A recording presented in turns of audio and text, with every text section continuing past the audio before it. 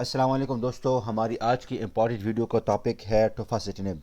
टोफासिटिनिब एक genus kinase inhibitor है जिसे अब तक एफडीए ने 5 इंडिकेशन में अप्रूव किया है, जिसमें से पहला है rheumatoid arthritis, psoriatic arthritis, ulcerative colitis, ankylosing spondylitis and juvenile idiopathic arthritis. एक और वीडियो में मैं रोमेटाइड अर्थराइटिस, सोरियाटिक अर्थराइटिस, इन सब पर डिफरेंट वीडियोस में बात की जाएगी। लेकिन अभी यहाँ पर सिर्फ टोफासिटिब पे ही बात करते हैं कि टोफासिटिब एक जेनस काइनेज इनहिबिटर है जो कि इन 5 इंडिकेशन में अप्रूव्ड है। इससे और बहुत सी कंपनियों ने इसको 2 डोजेज फॉर्म में तैयार करती है। अब पाकिस्तान में सरल भी इसको लॉन्च कर रही है एक्टिनिब के नाम से, और वो 2 स्ट्रेंथ में होगी, यानी एक 5 मिलीग्राम के टेबलेट फॉर्म में और दूसरा 10 मिलीग्राम के टेबलेट फॉर्म में। तो 5 mg और 10 mg की 2 स्ट्रेंथ्स होगी। तो इससे मतलब पेशेंट को वैरायटी मिलेगी। और इसकी दूसरी खूबी ये है कि टोफासिटिनिब जो है तो एज़ कम्पेयर टू अदर जो मोनोक्लोनल एंटीबॉडीज़ हैं या बायोलॉजिक्स हैं, वो अक्सर जो है तो इंजेक्टेबल फॉर्म में लगाई जाती हैं या फिर इन्फ्यूजन फॉर्म में लगाए जाते हैं, जबकि इसमें ये क्या है, ये ओरल फॉर्म में होगी। तो ये इंक्रीज़ करता है पेशेंट कंप्लाइंस को, पेशेंट को खाने में आसानी होगी। और यूजुअल इसकी बीडी डोज है सुबह और शाम के अतबार से। टोफासिटिनिब कब आई है? टोफासिटिनिब की जर्नी जो है स्टार्ट होती है तकरीबन 2012 से, जब पहली दफ़ा इसको एफडीए ने अप्रूव किया था रूमेटॉइड अर्थराइटिस में। इससे पहले जितने भी अल्सरेटिव कोलाइटिस या रूमेटॉइड अर्थराइटिस या जितने भी ऑटो इम्यून डिजीज़ हैं, उसमें कन्वेंशनल थेरेपी चलती थी, यानी एनसेड्स का इस्तेमाल किया जाता था, ब्रोफिन वगैरह, ब्रोफिन हो गई, मेफेनेमिक एसिड हो गई।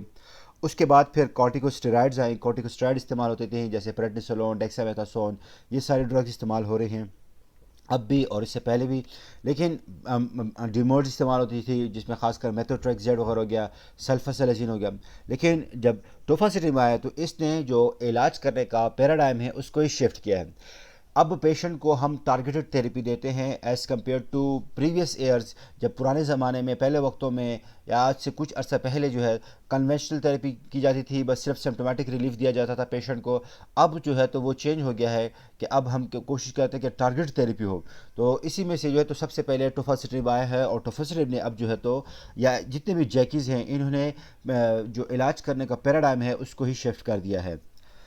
जैक इनहिबिटर्स की जो डेवलपमेंट है, अगर उसके हवाले से बात करते हैं तो सबसे पहले 1989 में विल्स नामी एक साइंसदान ने जेनस काइनेज को डिस्कवर किया।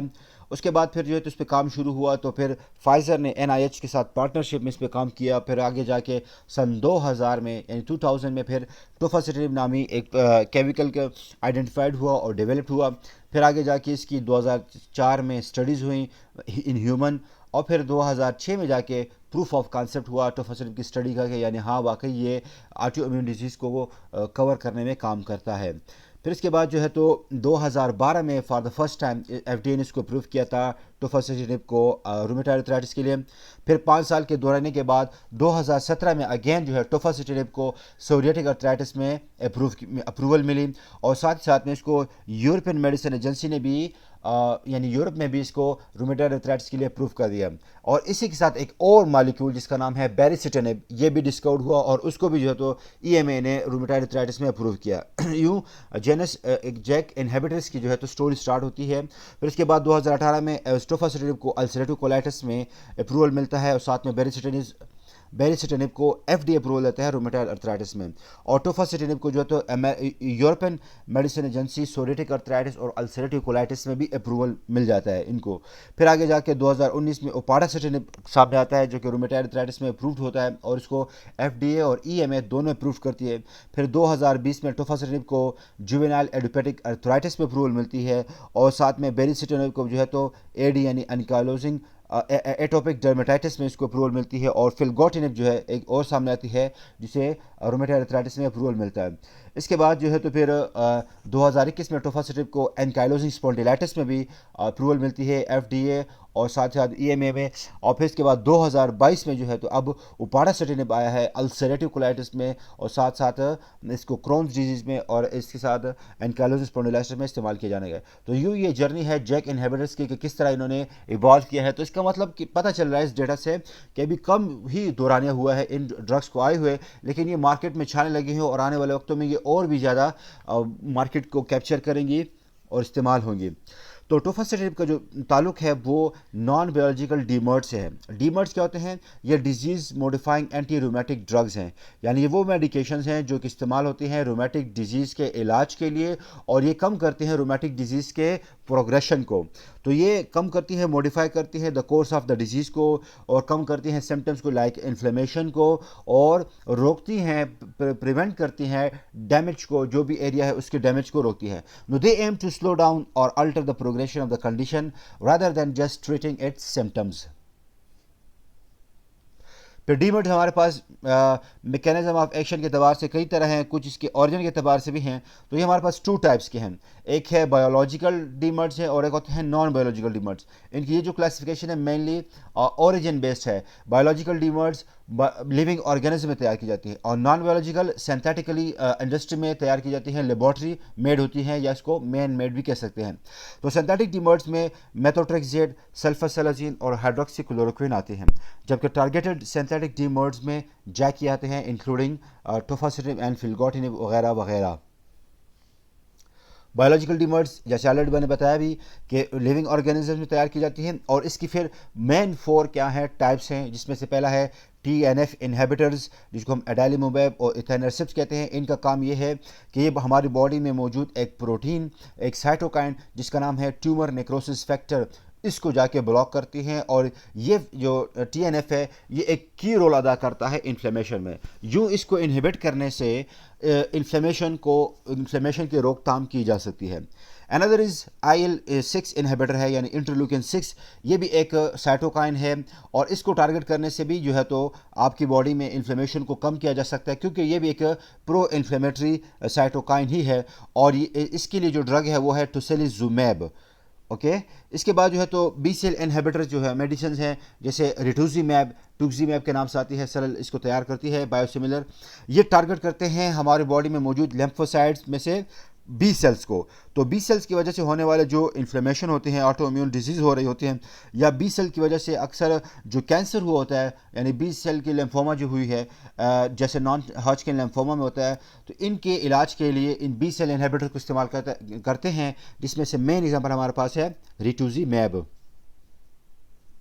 इसके अलावा टी सेल इनहिबिटर्स होते हैं, जैसे अबैटासिप्ट, ये जो है मॉड्यूलेट करते हैं टी सेल की एक्टिविटी को। So these are the 4 main types of the biological DMARDs. ये सब के सब ड्रग्स जो हैं लिविंग ऑर्गेनिजम्स में तैयार की जाते हैं, और फिर बाद को फिनिशिंग फॉर्म में तैयार करके एज अ मेडिसिन यूज़ किया जाता है। और ये ज़्यादातर सबकुटेनियसली और इन्फ्यूजन फॉर्म में ले जाते हैं, इनमें से कोई भी ओरल फॉर्म में नहीं होता, क्योंकि बायोलॉजिकल डीमर्ड्स ज़्यादातर प्रोटीन्स ही हैं। तो इनको आप अगर ओरली लेंगे तो ये आपके मैदे में मौजूद HCl और अदर जो प्रोटीलेटिक एंजाइम्स हैं वो उसको डिस्ट्रॉय कर देंगे, तो उस मेडिसिन का फ़ायदा ही नहीं होगा। लिहाजा इसी वजह से इसको सबकुटेनियसली या फिर इन्फ्यूजन फॉर्म में लिया जाता है। नॉन बायोलॉजिकल डीमर्ड्स में ज़्यादातर ओरल फॉर्म में पाए जाते हैं, और ये लेबॉर्ट्री मेड ड्रग्स होते हैं। ये अक्सर फर्स्ट लाइन ट्रीटमेंट में भी इस्तेमाल होते हैं रूमेटिक डिजीज़ को क्योर करने की ट्रीटमेंट के लिए। इनमें जो सबसे नॉर्मल जो मशहूर है वो है मेथोट्रेक्सेट, ज़्यादा इस्तेमाल करते हैं, एक एंटीफोलेट ड्रग है, और साथ में ये एंटी कैंसर भी एक्टिविटी शो करता है। इसके अलावा सल्फासेलाजीन है, हाइड्रोक्सीक्लोरोक्विन, तो ये प्राइमरीली जो है तो टारगेट करते हैं इम्यून सिस्टम को, ताकि वो रिड्यूस करे इन्फ्लेमेशन को। इसके अलावा अब मार्केट में टारगेटेड सिंथेटिक डीमर्ड्स हैं, जिनमें से जैक इनहिबिटर्स बहुत मशहूर हैं, टोफासेटिनिब, उपाडासिनिब, सब इसी कैटेगरी में फॉल करते हैं, और ये टारगेट करते हैं, इनको टारगेट इसलिए कहते हैं कि ये टारगेट करते हैं एक स्पेसिफिक मॉलिक्यूल को बॉडी में, जो कि मेनली इन्वॉल्व होता है अक्सर इन्फ्लेमेशन में। जैक इनहिबिटर्स में बहुत से ज़्यादा ड्रग्स आ चुके हैं, जिनमें से मेनली टोफासेटिनिब, फिलगोटिनिब, बेरिसिटिनिब, उपाडासिटिनिब, रॉक्सिलिटिनिब और एब्रोसिटिनिब है। इसके अलावा बहुत से ज़्यादा ड्रग्स इस वक्त पाइपलाइन में हैं, जो कि कुछ फेज़ 1 में है, कुछ फेज़ 2 ट्रायल्स में है, कुछ फेज़ 3 ट्रायल्स में है, और कुछ अप्रूवल के करीब हैं। तो many more are coming in the coming years. अब इन जैक इनहिबिटर में टोफासेटिनिब जो है ये ख़ास जैक 1 और जैक 3 को पे इफेक्ट करता है, और इनको ज़्यादातर ब्लॉक करता है एज़ कम्पेयर टू उपाडासिटिनिब, फिलगोटिनिब, जो कि जैक 1 की सिलेक्टिविटी करते हैं। तो इसका मतलब है कि जो जैक इनहिबिटर्स हैं ये सिलेक्टिविटी भी शो करते हैं। JAK enzyme by the way 4 types के हमारे बॉडी में होते हैं, जैक 1, जैक 2, जैक 3 और टायरोसिन काइनेज 2। ये 4 जो है तो प्रोटीन्स हैं जो कि जैक फैमिली में फॉल करते हैं, और इन पे जो है तो ये टोफासेटिनिब, बेरिसेटिनिब यानी जैक इनहिबिटर्स इन पे एक्शन करते हैं, इनको ब्लॉक करते हैं। तो इनमें टोफासेटिनिब जो है वो जैक 1, जैक 2 और जैक 3 पर तकरीबन सेम इफेक्ट शो करता है और लेक्स एक्सटेंड करता है टायरोसिन काइनेज पर, जबकि उपाडासेटिनिब और बेरिसेटिनिब जो हैं वो ग्रेटर एक्टिविटी शो करते हैं जैक 1 के ऊपर एज कम्पेयर टू टोफासेटिनिब। फिल्गोटिनिब भी जो है जैक 1 पर ज़्यादा एक्टिविटी शो करता है और कम पोटेंसी शो करता है जैक 2 और जैक 3 या टायरोसिन काइनेज 2 के ऊपर। तो ये इनकी जो है तो शो कर रही है डिफरेंट सेलेक्टिविटी प्रोफाइल को। टोफासेटिनिब अभी तक जो कि स्टडीज़ हुई हैं लेटेस्ट अभी 2002 और 2003 के हिसाब से, तो अभी तक no head to head trials between JAK inhibitors have been reported, therefore no safety और efficacy comparisons can be made. Each JAK inhibitor must be evaluated in the context of its own clinical trials. अभी तक चूँकि ये नई drugs आई हैं market में, तो इनके ऊपर बहुत ज़्यादा हेड टू हेड ट्रायल्स मौजूद नहीं है कि जिसकी वजह से हम ये कह सकें कि जैक इनहिबिटर में से टोफासेटिनिब ज़्यादा बेहतर कारकर्दगी अदा करता है या फिर फिल्गोटिनिब या फिर उपाडासेटिनिब। नो वी कैन नॉट से अभी ये कहना कबल अज़ वक्त होगा। तो लेट्स सी कि आने वाले वक्तों में इसके ऊपर और जब ट्रायल्स होंगे या इनकी जो हेड टू हेड ट्रायल्स होंगी और इनको कंपेयर किया जाएगा, तब हमारे पास शायद ज़्यादा डेटा मौजूद हो कि इनमें से कौन सा ड्रग बेहतर है। जैक इनहिबिटर्स के मैकेनिज्म ऑफ एक्शन के हवाले से बात करें कि इसका मैकेनिज्म ऑफ एक्शन कैसे है, तो ये एक फंडामेंटल कैस्केडिंग प्रोसेस है जिसको बोलते हैं जैक स्टेट पाथवे। इस जैक स्टेट पाथवे को इनहिबिट करता है, तो इस वजह से हम इसको बोलते हैं जैक स्टेट इनहिबिटर्स। जैक जो है स्टैंड करता है जेनस काइनेज के लिए, और स्टेट का मतलब स्टेट के मानी है signal transducer and activators of transcription. तो ये की प्रोटीन्स हैं। जैक भी प्रोटीन है और स्टेट भी असल में प्रोटीन है, लेकिन इनका किरदार जो है तो इस पाथवे में बहुत इंपॉर्टेंट है। तो इस वजह से अगर जेनस काइनेज को इनहिबिट कर दिया जाए तो ये पाथवे हम रोक सकते हैं, जिससे कि अदर जो इन्फ्लेमेटरी कंडीशंस हैं उनको रोका जा सकता है। सिंपली जो है तो प्रो इन्फ्लेमेटरी साइटोकाइनेज को इनहिबिट कर सकते हैं। अच्छा, इस फैमिली में जैसे ऑलरेडी बताया कि जैक 1, जैक 2, जैक 3 और टायरोसिन काइनेज इन्वॉल्व हैं।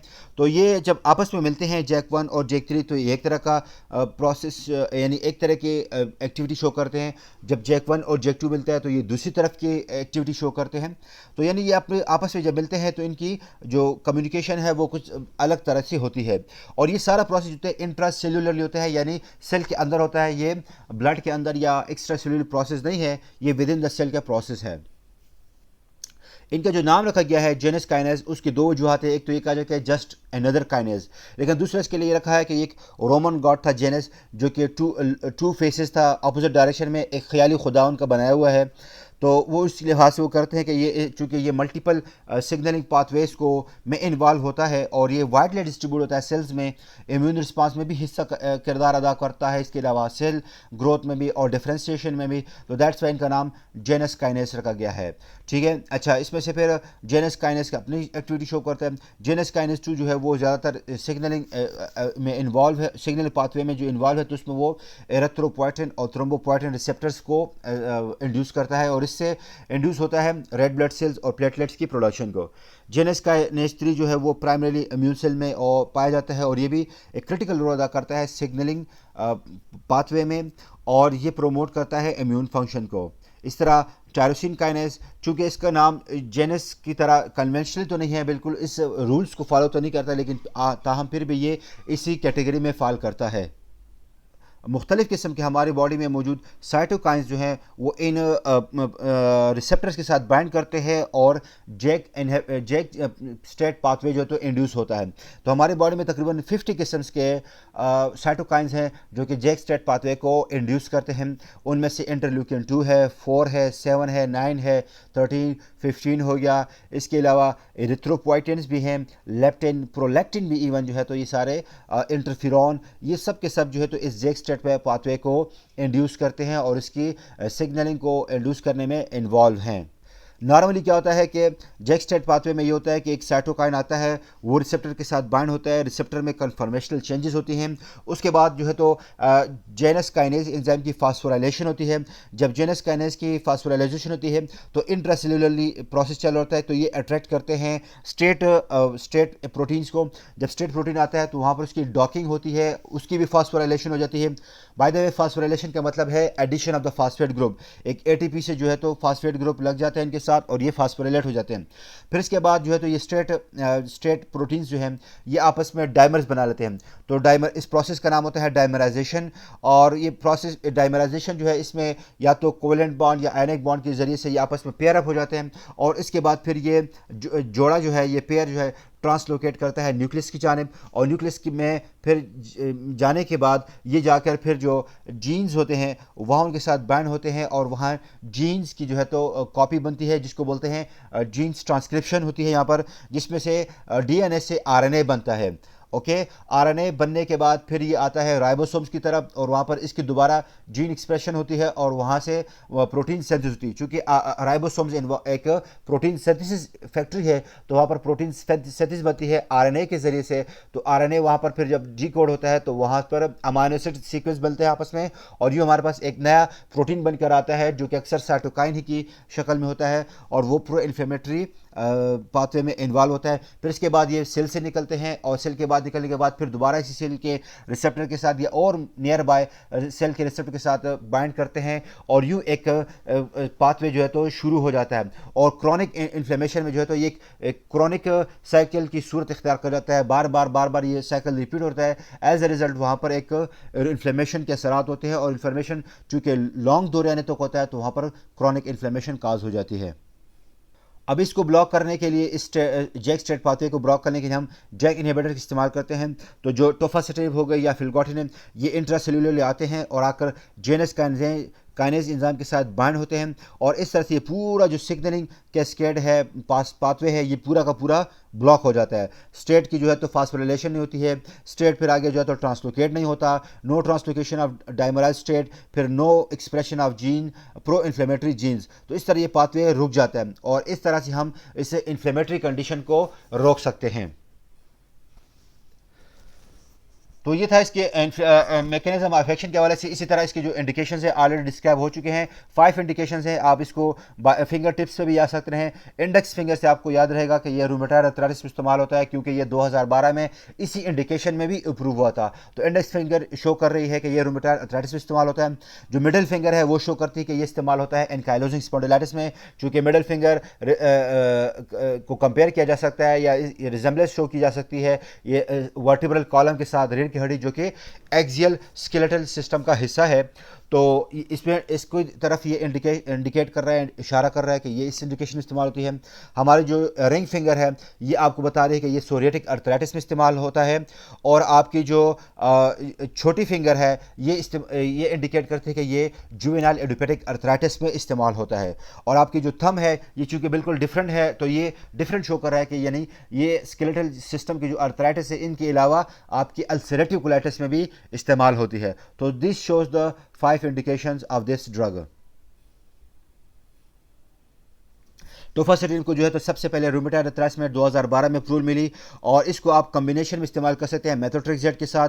और मेथोट्रेक्सेट के साथ इस्तेमाल करते हुए आपको इसकी ज़्यादा डोज एडजस्टमेंट की ज़रूरत भी नहीं है और आप इसको एज अ मोनोथेरेपी भी इस्तेमाल कर सकते हैं उन मरीज़ों में कि जिनमें मेथोट्रेक्सेट वो टॉलरेट नहीं कर सकते या फिर मेथोट्रेक्सेट कोई ख़ास एक्शन शो नहीं कर रहा है। ठीक है, एक बात याद रखिएगा कि इसको अदर बायोलॉजिक डीमर्स जो हैं उनके साथ इस्तेमाल नहीं करना चाहिए, जैसे एडालिमोमैब या फिर इन्फ्लेक्सिमैब, क्योंकि उसमें अभी तक इनकी स्टडीज़ हमारे पास अवेलेबल नहीं है। और इसको जो है तो पोटेंट इम्यूनोसप्रेशन के साथ भी इस्तेमाल नहीं करना चाहिए, जैसे कि साइक्लोस्पोरिन और एजाथायोप्रिन के साथ। नॉर्मल जिसकी रिकमेंडेड डोज है वो BD 5 मिलीग्राम है और आमतौर पर जो है तो मेथोट्रेक्सेट के साथ इस्तेमाल किए में इसकी डोज एडजस्टमेंट की भी आपको ज़रूरत नहीं है। ये स्टडी है जो कि मैंने आपको शो करना चाहता हूँ जो जिसमें ये बताया गया है कि एडालिमोमैब और टोफासेटिनिब को आपस में एक तरह से कंपेयर किया गया है और इस स्टडीज़ के फेज 3 स्टडी के बाद ये देखने में आया है कि टोफासेटिनिब बेटर एक्टिविटी शो करता है एज़ कम्पेयर टू एडालिमोमैब जो कि एक TNF इनहिबिटर है।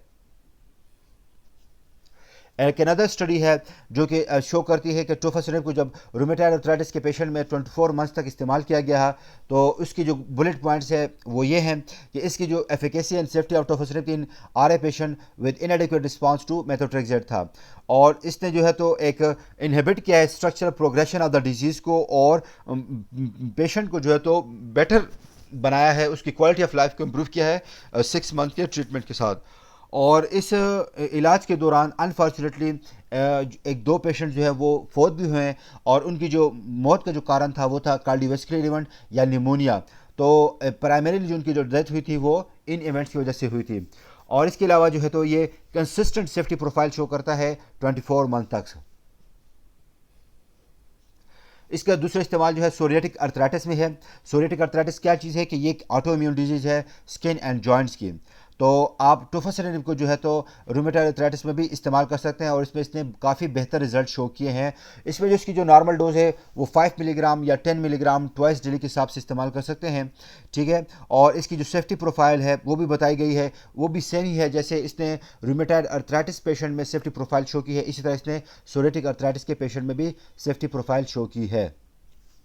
इसके अलावा जैक इनहिबिटर जो आने वाले वक्तों में एलोपेशिया एरिएटा में भी हो सकते इस्तेमाल होने लगे, एटोपिक डर्मेटाइटिस में, और इसके अलावा विटिलिगो के इस्तेमाल में, और सोरियासिस के इस्तेमाल में, लूपस के इस्तेमाल में भी होने लगेंगे। तो इस पर अभी रिसर्च जारी है, और आने वाले वक्तों में इस पर भी हो सकता है अप्रूवल मिल जाए, और डर्मेटोलॉजी में ये बहुत ज़्यादा इस्तेमाल होने लगे।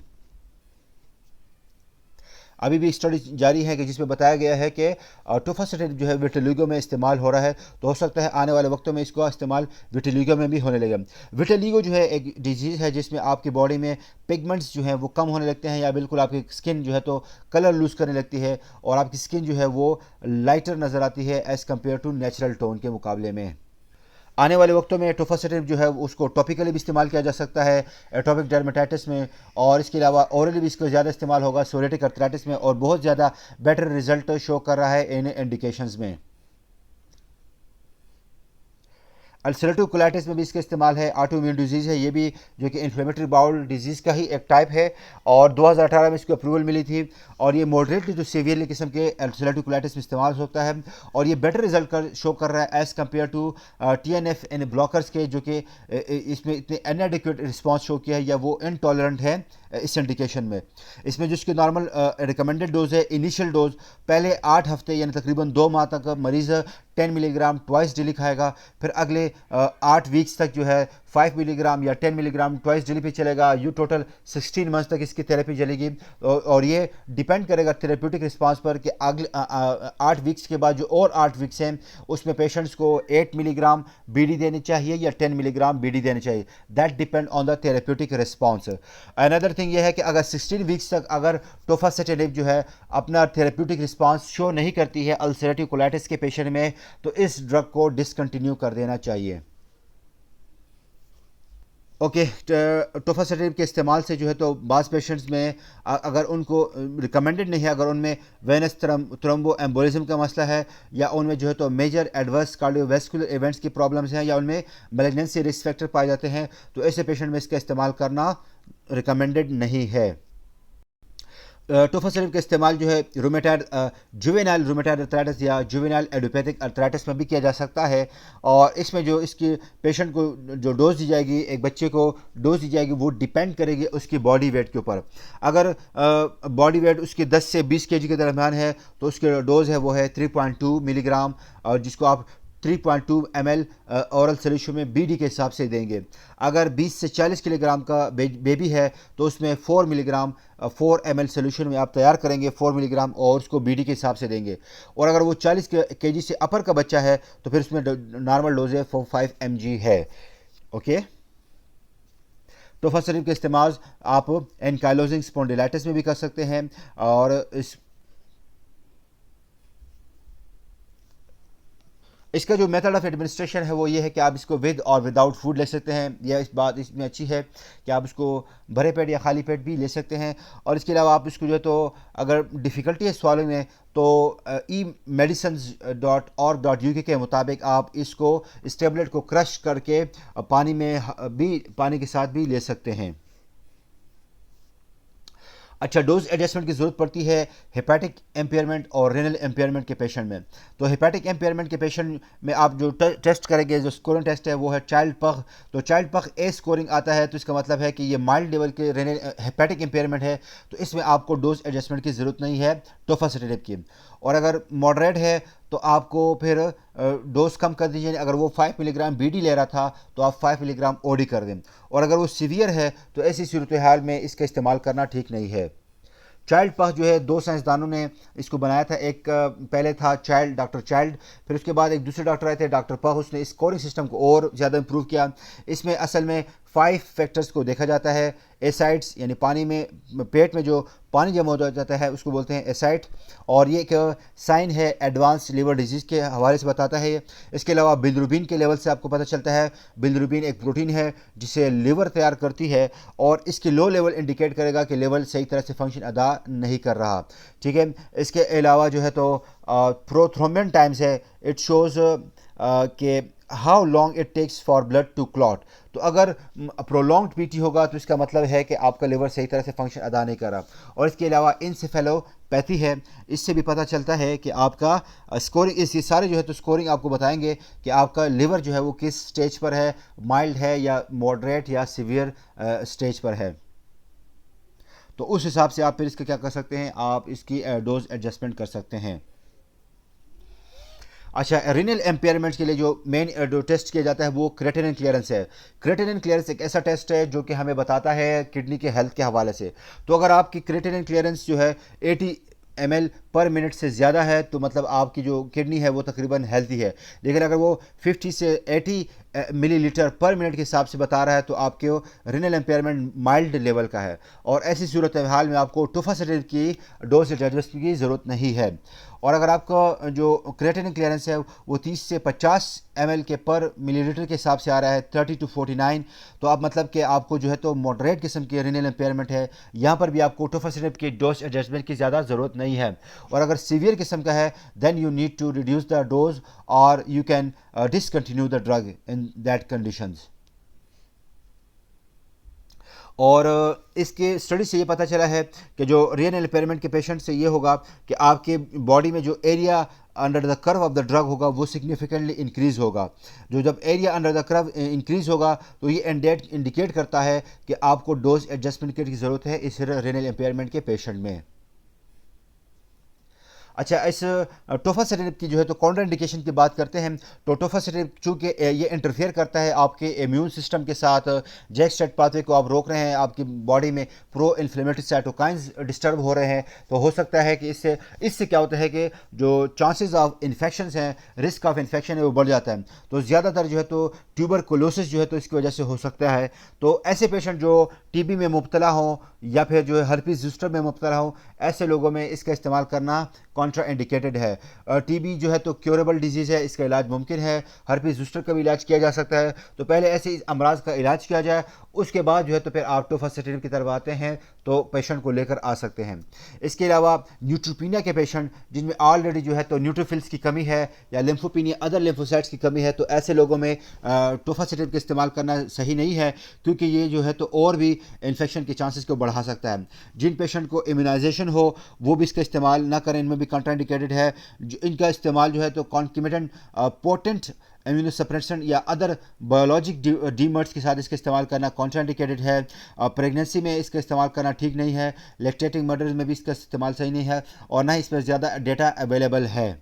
साइड इफ़ेक्ट्स जो देखने में आए हैं वो यूरिनरी ट्रैक इन्फेक्शन इसकी वजह से हो सकता है, अपर रिस्पिरेटरी इन्फेक्शन हो जाता है, इसकी वजह से हेडेक हो सकता है, नौजिया हो सकता है, और इसके अलावा नेज़ोफेरेंजाइटिस देखने में आया है। बाज़ लोगों में हर्पीस ज़ोस्टर भी हो सकता है, और एलिवेटेड कोलेस्ट्रॉल लेवल HDL और LDL के लेवल भी बढ़ जाता है।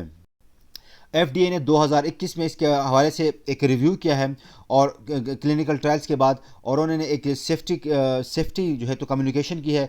उन्होंने ये कहा है कि टोफासेटिन के ज़्यादा इस्तेमाल से जो है तो आपको कैंसर भी हो सकता है, बाज़ औक़ात हार्ट अटैक के मसाइल भी हो सकते हैं, और बाज़ औक़ात ये लाइफ थ्रेटनिंग भी हो सकता है, मीन्स के डेथ भी हो सकती है पेशेंट की। और इसके अलावा ये भी देखने में आया है कि टोफासेटिन के इस्तेमाल से हाइपरलिपिडेमिया भी हो सकता है, यानी पेशेंट में कोलेस्ट्रॉल लेवल बढ़ जाता है।